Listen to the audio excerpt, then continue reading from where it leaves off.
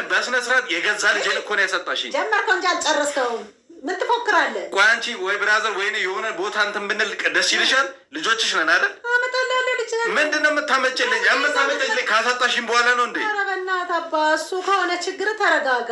መች ነው የምታመጭልኝ? መች ነው የምታመጭልኝ? ዛሬ ላይ ጣሙ የታወቀ ምን እኔ መጀመሪያ ስለ ልጅ ነው አይደል እንዴ? አንቺ እኮ ነሽ ልጅ አይደለም ምናምን ብለሽ ስትሞኝ ነበር። ለምን እሷ ትርቀኛለች? አሁን ራሴን አሞኝ ነው መሰል ቁጭ አልኩኝ። እንዳትጮህብኝ። ልጁን እኮ ብቻዬን አትናገሪኝ። አሁን ልጁን ብቻዬን ነው እንደ ያመጣሁት ንገሪኝ። ልጁን ብቻዬን ነው እንዴ? ያለ እሷ ብቻዬን ማምጣት እችላለሁ? እሷ ትቅርብ ለምን ትያለሽ እኮ? በቃ ልጁን ማየት ፈልጋለሁ። ናፍቆኛል። ልጄ ነው። ልጁን ነው የምትፈልገው? እኔ ሁለቱንም ፈልጋለሁ። ልጅን ነው አይደል? አይደለም ሁለቱንም ፈልጋለሁ።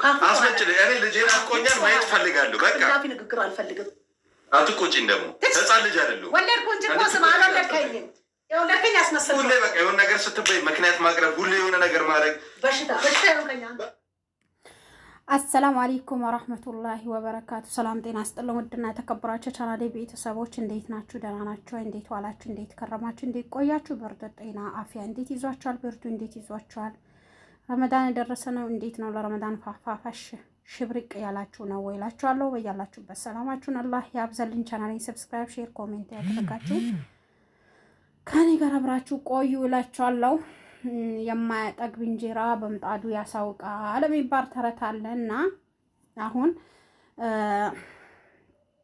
ምንድነው ያየው ያለሁት እዚህ ጋር ልጁ እናቲቱን ሊመታት ያኔ በቃ ትንሽ ነው የቀራት። ሀቂቀተን ነው የምላችሁ።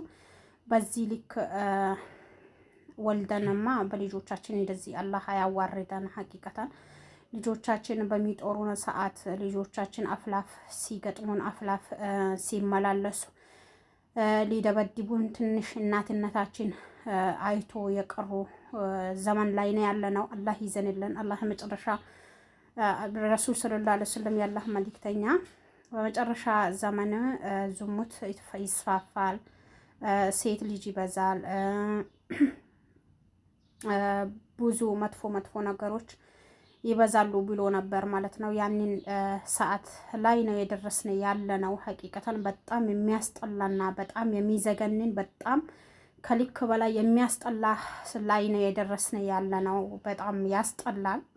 እናቲቱም እናትነቷን ይዛ ተከብራ አትቀመጥም። ልጁም እናትነቷን አክብሮ አይኖሩም። በቃ አፍላፍ እንደፈለጉ ሆኖ መልስ የተመላለሱ የሚኖሩበት ሰዓት ላይ ነው የደረስነው። እናት ውለታ ብዙ ነው። እናት የሩቧን ሩብ እንኳን ከፍለን የማንጨርስ ሰዎች ነን እና በዚህ ልክ እንደዚህ እንትን መሆኑ በጣም የሚያስጠላ ነገር ነው። ልጁ ይሄ ኢማም ጨቤ ባል እንግዲህ መጀመሪያ ጊዜ ማስታወልና እንትን ማድረግ እንትን ሲለው ቆሙ ብሎ ማስታወል ሲገባ፣ አሁን ግን እናቲቱ ላይ የጮህ ዱላ ማንሳት ብቻ ነው የቀረው። ሀቂቀተን መምታት ብቻ ነው የቀረው። ሁሉ ነገር እንዳያችሁት ነው። ትራስ የወረወረባት ሲጨቃጨቅ ብዙ ነገር በመሀሌ በትዳሪ መሀል የገባሽ አንቺ ነሽ ምናምን እያለ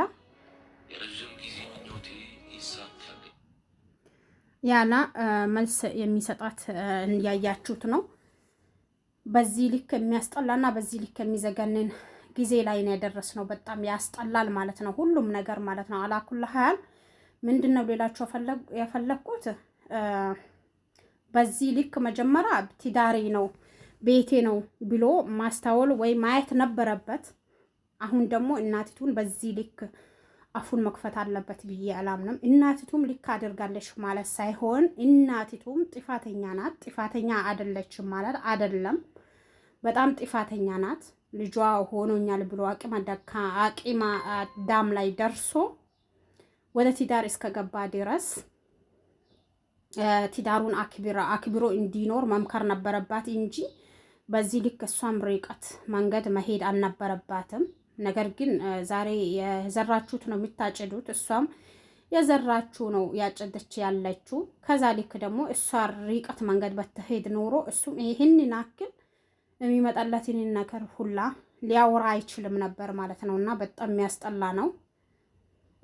እኔ የእውነቴ ነው የሚላችሁ ምንድነው ብልግና አደባባይ ላይ ወጥቶ ሲስፋፋ ብዙ ጊዜ ያየን ነው። ግን በዚህ ልክ እኔ በጣም የታዘብኩት ነገር ያለ ይሄም ልጅ ለሴቲቱ ይሄንን አክል መልስ ሲመልስላት አላዘር ደግሞ ከዛ ልክ ትዳሬን አበተንሽብኝ አንቺ ነሽ ብሎ እናቱን አውጥቶ ሲያባራት ሀቂቀትን በጣም የሚያስጠላና በጣም የሚዘገንን ጊዜ ላይ ነን ያለ ነው ማለት ነው። ይሄ ኢንተርኔት ከመጣበት ያን ሰው የማለት አክል ነው የደረስናለ ነው። ለምን እንደሆነ ታውቃላችሁ? ይሄ ኢንተርኔት ከመጣ በኋላ ነው እንግዲህ ብዙ ነገሮቹን እንግዲህ አደባባይ ላይ ያየን ያለ ነው ማለት ነው። በጣም የሚያስጠላ በጣም የሚዘገንን ነገር ነው። አላኩል ሀል እማማ ጨቤን እንግዲህ ሴቲቱ ደውላ ጠርታታለች። እኔ እሷ እንድትሪቅህና በርግጥ ይመስለኛል ይሄም ልጅ ያኔ ሃይማኖቱ ለኢክራም ብሎ የቀየረ ይመስለኛል። ሴቲቱ ደግሞ ከሃይማኖቱ እንዳይወጣ ፈልጋ ሊሆን ይችላል።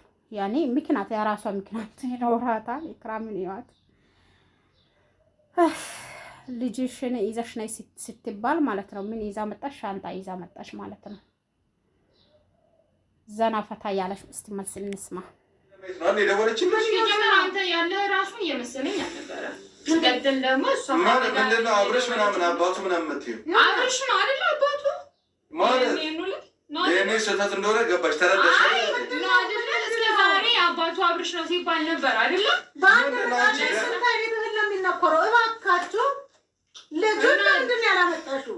ዛሬ ፈለጋችሁት ልጃችሁ ለምን እኛ ልጁን ብቻ አንቺንም ነው ይፈልግ እና ይዘሽ ትሄጃለሽ። ኧረ አንቺ ራስሽ ከማዘራት ሸይም ጭራሽ ለአብርሃም ሰጠው። ልጄ ለምን ለሱ መሰጭብኝ? የአብርሃም ስለሆነ ማን እሱ የእሱ አረገ? መጀመሪያ ማስታወን ነበረበት ማለት ነው። ልጄ ማነው ለአብርሃም አደረገው ይላል። እናትህ ናት ያለችው እሷም ትክክለኛ መልስን የመለሰችለት። በዚህ ልክ ደግሞ የሚያስጠላ ነገር ልጁም ሲያድግ ለኢክራም ይሄንን መልስ ነው የሚሰጣት ማለት ነው።